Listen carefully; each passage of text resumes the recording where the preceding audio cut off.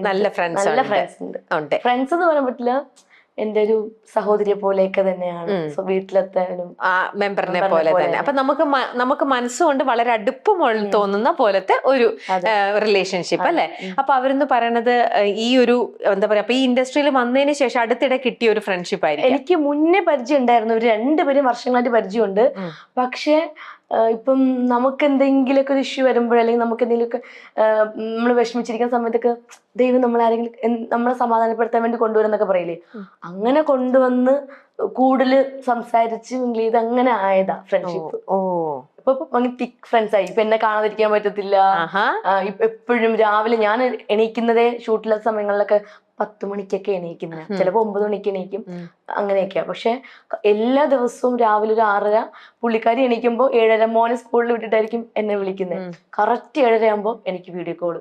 ഞാൻ എപ്പോഴും രാത്രി കിടക്കുമ്പോൾ ഞാൻ നെറ്റ് ഓഫ് ചെയ്തിട്ടാണ് ഉറങ്ങുന്നത്. പക്ഷെ പുള്ളിക്കാരി വിളിക്കുമെന്ന് എനിക്ക് അറിയാവുന്നതുകൊണ്ട് ഞാൻ എന്ത് ചെയ്യുന്നറിയോ, നെറ്റ് ഓൺ ആക്കിയിട്ട് വിളിക്കും. ഞാൻ എടുക്കും. പക്ഷെ അമ്മ അച്ഛനും വിളിക്കുമ്പോഴൊക്കെ അമ്മ ഞാൻ ഉറങ്ങണം, എന്നെ വിളിക്കല്ലേ, ഞാൻ ഒന്ന് ഉറങ്ങിക്കോട്ടെ എന്നറിയും. പക്ഷെ ചേച്ചി വിളിക്കുമ്പോൾ എനിക്ക് രാവിലെ ഒരു പോസിറ്റീവ് എനർജി തരും. എന്താ എണീറ്റില്ലേ, എന്ത് ചെയ്യുന്നു, ചേച്ചി ഉറങ്ങുന്നു. പിന്നെ ഞാൻ എണീക്കും. പിന്നെ എനിക്ക് അവിടെ പിന്നെ ഉറങ്ങണമെന്ന് തോന്നത്തില്ല. ഇപ്പം അനു ഇതുപോലെ എന്താ പറയാ, ഇത്രയും സോഫ്റ്റ് ആയിട്ടുള്ള ഒരാളാണ്. ഇപ്പൊ അനു ഒരു ഗ്രൂപ്പിൽ വന്നിരുന്നു കഴിഞ്ഞപ്പോ അനുവിന്റെ തന്നെ ഫ്രണ്ട്സ് ആയിക്കോട്ടെ, അല്ലെങ്കിൽ ഫ്രണ്ട്സ് എല്ലാം പരിചയമുള്ള ആൾക്കാരുടെ ഒരു ഗ്രൂപ്പ് എന്ന് വെച്ചോ. അപ്പൊ അവര് എന്തെങ്കിലും നിങ്ങളുടെ ഒരു കാര്യം അവിടെ ചർച്ച ചെയ്യപ്പെടുന്ന ഒരു സിറ്റുവേഷൻ എന്തെങ്കിലും വരികയാണെങ്കിൽ അനുവിന് ഒരു രീതിയിലും അനുവിന് വിചാരിക്കുന്ന പോലെയല്ല അവര് നിൽക്കുന്നതെന്ന് വെച്ചോ. അവരതിന് വേറെ ഇതായിട്ട് നിൽക്കുന്നുണ്ടെങ്കിൽ അനുവിന് ഇഷ്ടപ്പെട്ട ആൾക്കാരാണെങ്കിൽ അനുവിന്റെ ആ ഒരു സംഭവം അനു മാറ്റി വെച്ചിട്ട് അവരുടെ കൂടെ ഞാൻ എന്റെ അഭിപ്രായം പറയുള്ളൂ അവിടെ. അപ്പൊ ചിലപ്പോ അവിടെ ഒരു വാക്കുതർക്കം ഉണ്ടായാലും ഞാൻ തർക്കിക്കും കിടന്ന്. ആണോ? എന്നിട്ട് നമ്മൾ അടിയാവും.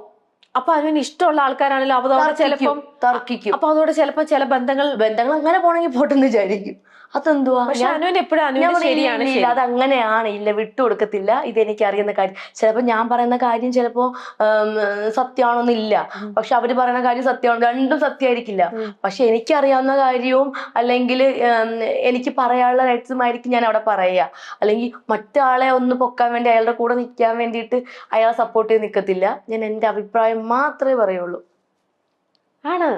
അതെപ്പോഴാണെങ്കിലും അങ്ങനെയുള്ള ഒരു അടി ഉണ്ടാക്കും. ഞാൻ ചില തമാശയ്ക്ക് അടി ഉണ്ടാക്കുന്നത്. ഞാൻ എവിടെ പോയാലും പിണക്കാൻ ഭയങ്കരമായിട്ട് വലിയ പ്രശ്നം ഉണ്ടാക്കാൻ പോകത്തില്ല. ചിലപ്പോൾ പോവാൻ നേരത്തോ നീ അങ്ങനെ പറയാൻ പാടില്ലായിരുന്നു, ഞാൻ പിന്നെ ഉള്ളതല്ലേ പറഞ്ഞത്, എന്നാലും വിട്ടു കൊടുക്കത്തില്ല. ഞാൻ ഉള്ളതല്ലേ പറഞ്ഞു, ശരിക്കും കൂടി അതെങ്ങനെയാണ്, അല്ല അതങ്ങനെ തന്നെ എടി അങ്ങനെയാണ്, വേണ്ട നമ്മളിത് ഇവിടെ വെച്ച് നിർത്തി, അങ്ങനെ പറഞ്ഞ് നിർത്തും. അപ്പൊ എന്തെന്നൊക്കെ പറഞ്ഞാലും അവിടെ ഇഷ്ടം അങ്ങനെ പോകുന്ന ഇഷ്ടമാണെങ്കിൽ പോയിക്കോട്ടെ. പക്ഷെ അനുവിന്റെ ശരിയെന്ന് തോന്നുന്നത് ഇപ്പൊ കുഞ്ഞു കുഞ്ഞു കാര്യങ്ങളാണെങ്കിൽ നമ്മൾ അത് ആ ഒരു തമാശക്കേ വിടുള്ളൂ. ഭയങ്കര വലിയ സീരിയസ് ആയിട്ടുള്ള കാര്യമാണെങ്കിൽ അങ്ങനെയല്ല, ഇത് എനിക്കറിയാം ആ സത്യമാണെങ്കിൽ മാത്രം ഞാൻ പറയും അതങ്ങനെ അല്ല, എനിക്കറിയാം, ഞാൻ കണ്ടതാണ്, എന്റെ കണ്ണുകൊണ്ട് കണ്ടതാണെങ്കിൽ മാത്രമേ ഞാൻ പറയുള്ളൂ അത് സത്യമാണെന്നുള്ളത്. കണ്ണിൽ കണ്ടില്ലെങ്കിൽ ഞാൻ ഒരിക്കലും സപ്പോർട്ട് ചെയ്യത്തില്ല. ആണോ?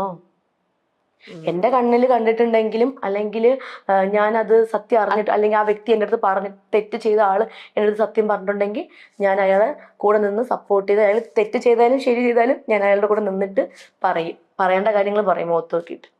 അപ്പൊ അങ്ങനെ ആർക്കെങ്കിലും വേണ്ടി നമ്മൾ സംസാരിക്കുമ്പോൾ പിന്നീട് അവര് നമ്മൾ ചെയ്തത് തെറ്റിപ്പോയി, അവര് നമ്മളെ ചതിക്കുകയായിരുന്നു, അങ്ങനത്തെ എന്തെങ്കിലും ഒക്കെ ഒരു ഇൻസിഡന്റ് ഉണ്ടായി? പിന്നെ ഒരുപാട് ഉണ്ടായിട്ടുണ്ട്. അപ്പൊ എങ്ങനെയാണ് അതിനെ റിയാക്ട് ചെയ്യുക സിറ്റുവേഷൻ? ഞാന് വിട്ടേരെ പോട്ടെ, ഞാൻ അങ്ങ് വെറുതെ എന്തിനാ നമ്മൾ ഇങ്ങനെയുള്ള കാര്യങ്ങളൊക്കെ പിണങ്ങിയിരിക്കുന്നത്, നമ്മൾ സംസാരിച്ച് കഴിഞ്ഞതല്ലേ, പോട്ടെ വിട്ടേരെ പോ എന്നൊക്കെ പറഞ്ഞ് കുറച്ച് തമാശയൊക്കെ പറഞ്ഞ് അങ്ങ് ആ സബ്ജക്റ്റിനെ അങ്ങ് മാറ്റും. ആ ഉള്ളിൽ കാണുവർക്ക് ആ വേദന അത് പോകത്തില്ല. അത് ഇത്ര ജന്മം കഴിഞ്ഞാൽ ചിലപ്പോൾ എന്നാലും അവള് എന്നെ കുറ്റപ്പെടുത്തി പറഞ്ഞല്ലോ, അങ്ങനെ അവള് ശരിയല്ല, അവള് വിശ്വസിക്കാൻ പാടില്ല, ചിലപ്പോൾ പറയുമായിരിക്കാം. ഞാൻ എന്റെ കാര്യമല്ലേ ശരിയല്ലേ പറയുന്നേ. ചിലപ്പോൾ അവർ അഭിനയിച്ച് നിൽക്കും, വീണ്ടും എവളുടെ കൂടെ നിന്നേ പറ്റുള്ളൂ, അങ്ങനെ നിൽക്കുന്നവർ കാണും. പക്ഷെ ഞാൻ എൻ്റെ വഴിയിൽ നിൽക്കത്തേ ഉള്ളൂ. അതുപോലെ ചിലർ പറയും അനു ഉണ്ടെങ്കിൽ അവിടെ എന്തെങ്കിലും ഒരു പ്രശ്നം നടക്കുവാണെന്ന് വെച്ചു, ആ പ്രശ്നത്തെ അനു ഉണ്ടെങ്കിൽ ആ പ്രശ്നം പെട്ടെന്ന് അവിടെ ഇല്ലാണ്ടാക്കി കളയും എന്ന്. ഐ മീൻ അനു അത് പെട്ടെന്ന് സോൾവ് ആക്കും അല്ലെ? അനു അപ്പൊ ഇനിഷ്യേറ്റീവ് എടുക്കും. ഭയങ്കര ഇഷ്ടമാണ്. ഇപ്പം എക്സാമ്പിൾ പറയാം, ഒരു അമ്മയും മകനും പിണങ്ങിയിരിക്കുക, വർഷങ്ങളായിട്ട് നടന്ന സംഭവമാണ്. ഒരു 8-9 വർഷമായിട്ട് ഒരു അമ്മയും മകനും പിണക്കത്തില്ല. അപ്പൊ ഞാൻ ആ വീട്ടിൽ ചെന്നു. അവരെന്നെ ഭയങ്കര ഇഷ്ടപ്പെടുന്നവരാ ആ വീട്ടിലുള്ളവര്. ഞാൻ പെട്ടെന്നൊരു സർപ്രൈസ് ആയിട്ട് അമ്മയ്ക്ക് സർപ്രൈസ് കൊടുത്തതാ. ചെന്നപ്പോ മകൻ, ഈ അമ്മ, ആ വീട്ടിലൊരു സഹോദരൻ, 2 സഹോദരന്മാരുടെ അച്ഛയുണ്ട്. അപ്പൊ ഈ മകന്റെ അടുത്ത്, ഈ മൂത്ത മകന്റെ അടുത്ത് ഇവരാരും മിണ്ടുന്നില്ല, അച്ഛൻ മാത്രമേ മിണ്ടുന്നുള്ളൂ. അപ്പൊ ഞാൻ ചോദിച്ചു, എന്താ നിങ്ങളൊന്നും മിണ്ടാത്തത്?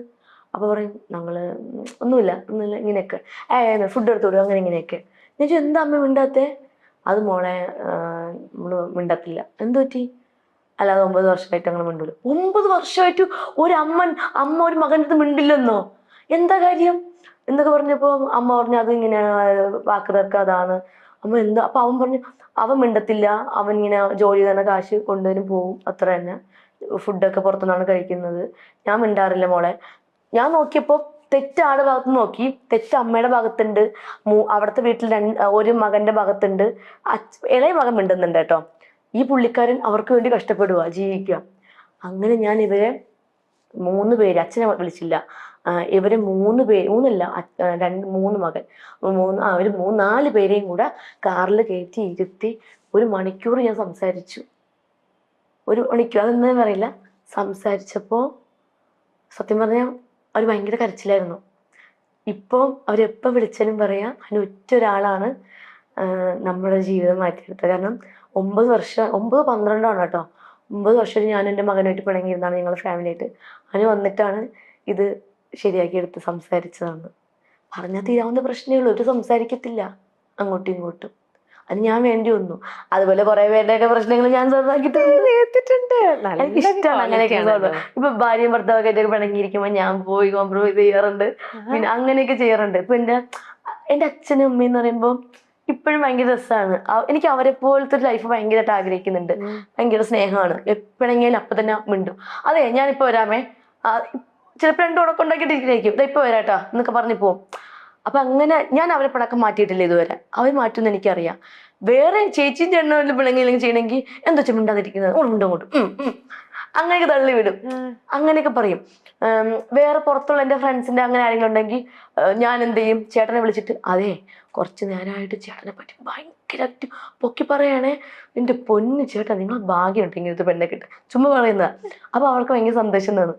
വിളിക്കും നേരെ, നീ ഇറങ്ങാറായില്ലേ, വരാറായില്ലേ, അത്രയേ ഉള്ളൂ, തീർന്നു. അങ്ങനെയാണ്. എനിക്ക് ഭയങ്കര ഇഷ്ടം അതൊക്കെ. ചില ആൾക്കാർ ഭയങ്കര ടോക്സിക് ആയിരിക്കും, ഭയങ്കര നെഗറ്റീവായിട്ട് ഇങ്ങനെ തിങ്ക് ചെയ്യുക, നെഗറ്റിവിറ്റി. ചില ആൾക്കാരുണ്ടല്ലോ എല്ലാത്തിനും ഇങ്ങനെ ഒരു നെഗറ്റീവായിട്ടുള്ള രീതിയിൽ. അപ്പൊ അനുവിന് അങ്ങനത്തെ തരത്തിലുള്ള ആൾക്കാരുടെ ഒരു ഗ്രൂപ്പിൽ കുറച്ച് പേര് അങ്ങനെ ഉണ്ടെന്ന് തോന്നിക്കഴിഞ്ഞാൽ അവരെ അപ്പൊ അനു ഹാൻഡിൽ ചെയ്യുന്നത് എങ്ങനെയാ? നിങ്ങൾ എന്തിനാ ചുമ്മാ നെഗറ്റീവ് പറയുന്ന പിള്ളേരെ എന്ന് പറഞ്ഞിട്ട് തുടങ്ങും. എവിടെ നോക്കിയാലും നെഗറ്റീവ്, അവിടെ എന്തോ നീ പിള്ളേര് കാണിക്കുന്നത് ചോദിക്കൂ. പരിചയമില്ലാത്ത ആൾക്കാരാണെങ്കിലും ഇല്ല, അവിടെ പോയിട്ട് ചോദിക്കും, നിങ്ങൾ എന്തോ നെഗറ്റീവ് ഇരുന്ന് പറയുന്നു ചോദിക്കും. ഞാൻ ചോദിക്കും, ചേച്ചി ആണോ? അപ്പൊ അവരെങ്ങനെ എന്തെങ്കിലും അവര് പറയും, നീ പോയി നിന്റെ കാര്യം നോക്ക്. നീ നിന്റെ കാര്യം നോക്ക്. അപ്പം ചിലപ്പോ നമ്മൾ എല്ലാ കാര്യത്തിലും പോയി ഇടപെടാൻ പാടില്ലല്ലോ. നമുക്ക് നമ്മള് ഇടപെടേണ്ട കാര്യത്തിലാണെങ്കിൽ മാത്രമേ ചോദിക്കൂ.